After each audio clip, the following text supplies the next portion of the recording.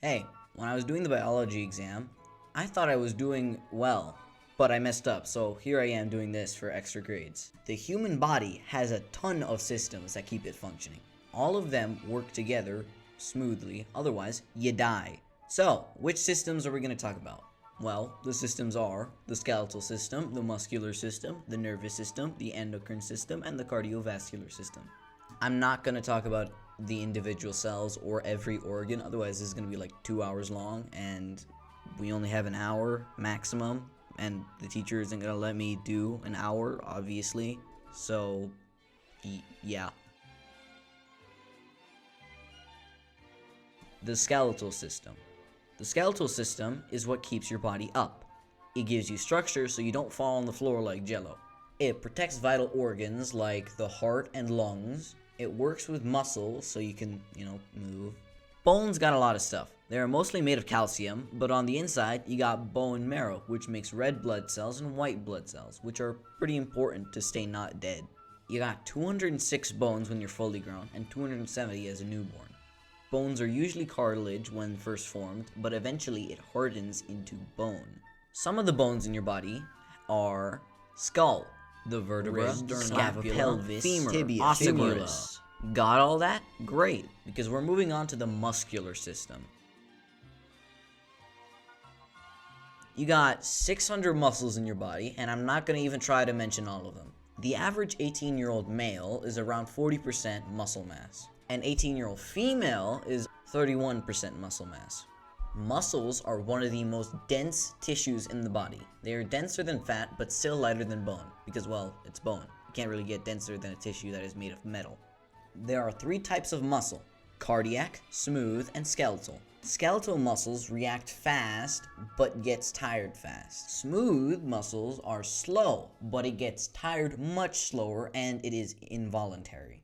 Cardiac is involuntary like smooth muscle, but it never gets tired and it reacts quickly. There are 2 types of muscle fibers as well, for skeletal muscle only though. The first type are fast twitch muscle fibers, which use a lot of energy very fast but get tired right after. The other type is slow twitch muscle fibers, which uses energy much slower and is best for constant movements. By the way, muscles are connected to bone with tendons and work in pairs because muscles can only contract and relax. Nervous system. This is my favorite system. It's got a lot of cool doohickeys, like giant tentacle thing. That's about it. Some organs for this are the brain, the spinal cord, and that's actually it because everything else is just a bunch of random nerves. The nervous system is the messenger system for the body. It tells your muscles to do its thing and your organs to actually do something. And it facilitates other things like reflexes, feeling stuff, and thinking. You don't actually need the brain, since some people have been seen to live normally without it, which can be seen in my class.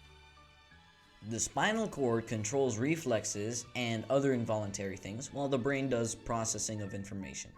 There are 86 billion neurons in the brain, which is the second most in the entire animal kingdom, despite humans being on the smaller end for mammals. You have around 100 trillion synaptic connections in your brain on average. For example, an iPhone 14 Pro Max has 16 billion transistors, and a neuron is far superior to a transistor because 2 neurons can be considered to be a brain on its own, while 2 transistors can't do shit. Neurons communicate with chemical and electric signals. The endocrine system. The endocrine system is a network of glands and organs. It controls pretty much all of your biological processes in your body with hormones. It controls things like temperature, metabolism, energy level, reproduction, growth and development, your mood, how you react to injury, stress, pleasure, and the list goes on. Some glands that are part of this system are the hypothalamus, the pituitary gland, the thyroid, parathyroids, the liver, pineal body, and adrenals. I don't know much about this, and my Wi-Fi just committed suicide, so this is all I got for the endocrine system. The cardiovascular system. The cardiovascular system is basically your body's delivery system. It gives nutrients and oxygen to cells and removes CO2 from cells. The heart is what pumps blood, and blood vessels are connected to the heart and carry the blood. There are 3 types of blood vessels: capillaries, arteries, and veins. Capillaries are small and thin, and are the ones that actually deliver the oxygen and stuff to cells.